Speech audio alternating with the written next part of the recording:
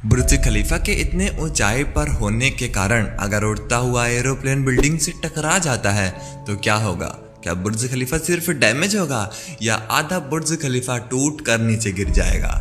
Dubai के लगातार विकास करने के कारण दुबई के बहुत से दुश्मन भी खड़े हो गए हैं और अगर इनमें से किसी ने अचानक बुर्ज खलीफा पर अटैक कर दिया और आसमान से बम, मिसाइल, रॉकेट बरसाने लगे तो बुर्ज खलीफा का क्या होगा? क्या बुर्ज खलीफा इतने बड़े अटैक को संभाल पाएगा?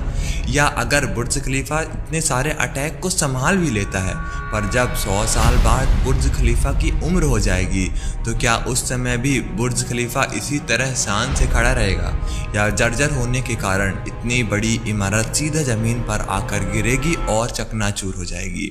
दोस्तों, सबसे पहले तो जानते हैं दुबई के वो दुश्मन कौन हैं जो बुर्ज खलीफा पर हमला कर सकते हैं। दरअसल दुबई में अमीरों और गरीबों के बीच बहुत बड़ा फासला है। हम में से बहुत से लोग ऐसा मानते हैं कि दुबई में सिर्फ अमीर ही रहते हैं, पर ऐसा नहीं है। दुबई में भी मिडिल क्लास और पुअर क्लास के लोग एक बड़ी मात्रा में रहते हैं और यह लोग ज़्यादातर दुबई में लेबर का काम करते हैं जो इतनी बड़ी बड़ी इमारतों को बनाने में अपना योगदान देते हैं। दुबई की गवर्नमेंट इमारतों को बनाने में तो अपना बहुत सारा पैसा खर्च करती है मगर इन मजदूरों से बहुत ही कम पगार में काम करवाया जाता है। अमीर लोग जो रोल्स रॉयस जैसी गाड़ियों में घूमते हैं वहीं गरीब 2 वक्त की रोटी के लिए मोहताज है और यही गरीबी गरीबों के अंदर क्राइम की भावना को जगाती है। दुनिया भर में दुबई के बहुत से दुश्मन हैं और यह दुश्मन दुबई के लोगों को बुर्ज खलीफा पर हमला करने के लिए भड़का सकते हैं। बुर्ज खलीफा में एक समय पर 35,000 लोग रह सकते हैं और इस बिल्डिंग को 100 किलोमीटर दूर से भी देखा जा सकता है। मगर दोस्तों, एक एरोप्लेन आकर बुर्ज खलीफा से टकरा जाता है तो क्या प्लेन बुर्ज खलीफा को तोड़ते हुए दूसरी तरफ निकल जाएगा, जैसे New York the world trade centre से प्लेन टकराया था और इमारत को 20 से फाड़कर आर पार हो गया था? दोस्तों, आपको ये समझना होगा कि New York the world trade centre ज़्यादातर स्टील से बना हुआ था और प्लेन के टकराने के बाद हुए ब्लास्ट से इस बिल्डिंग के अंदर की हीट बहुत ज़्यादा बढ़ गई, जिसके कारण बिल्डिंग में यूज़ किया गया स्टील पिघलने लगा और पूरी की पूरी बिल्डिंग टूट कर नीचे गिर गई।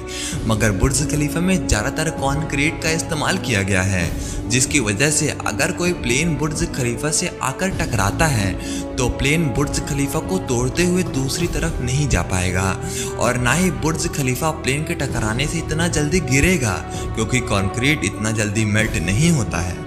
बुर्ज खलीफा की सिक्योरिटी में 5,000 हाईली ट्रेंड वर्कर्स हर समय तैनात रहते हैं और हर तरीके की सेफ्टी पर नज़र रखने के लिए यहाँ 4,000 CCTV कैमरे इंस्टॉल किए गए हैं। मतलब बुर्ज खलीफा की सिक्योरिटी का पूरा इंतजामात अच्छे तरीके से किया गया है।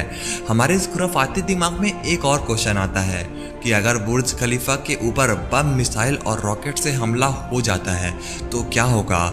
जाहिर है बिल्डिंग में आग लग जाएगी।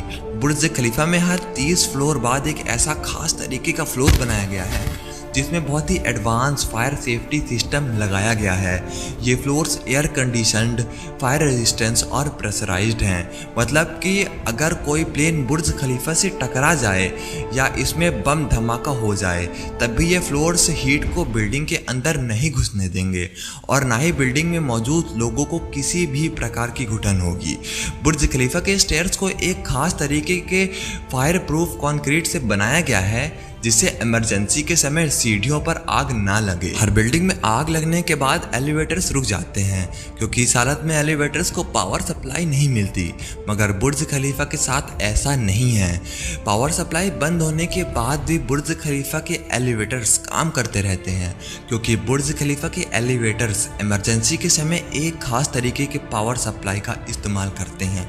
बुर्ज खलीफा के हर एक रूम में एक इवैक्यूएशन सिस्टम लगाया गया है जो इमरजेंसी के सिचुएशन में लोगों को अलर्ट कर देगा। दोस्तों, हर चीज़ का अंत होता है। 100 साल बाद जब बुर्ज खलीफा का अंत आ जाएगा, मतलब बुर्ज खलीफा की उम्र पूरी हो जाएगी, तब बुर्ज खलीफा का खड़ा रह पाना बहुत ही खतरनाक होगा और यही समय होगा जब बुर्ज खलीफा को गिराने का काम शुरू किया जाएगा। लेकिन बुर्ज खलीफा को गिराने का काम बहुत ही मुश्किल होगा क्योंकि इतनी बड़ी इमारत को गिराने में थोड़ी सी भी गलती हुई तो आसपास के बहुत बहुत से बिल्डिंगों में इसका प्रभाव पड़ेगा और बहुत से लोगों की जान भी जाएगी। बड़ी बड़ी इमारतों को गिराने की 4 टेक्निक होती हैं। पहली टेक्निक ये है कि बिल्डिंग के नीचे एक बड़ा सा ब्लास्ट कर दिया जाए और पूरे बिल्डिंग धराशायी होकर नीचे गिर जाए।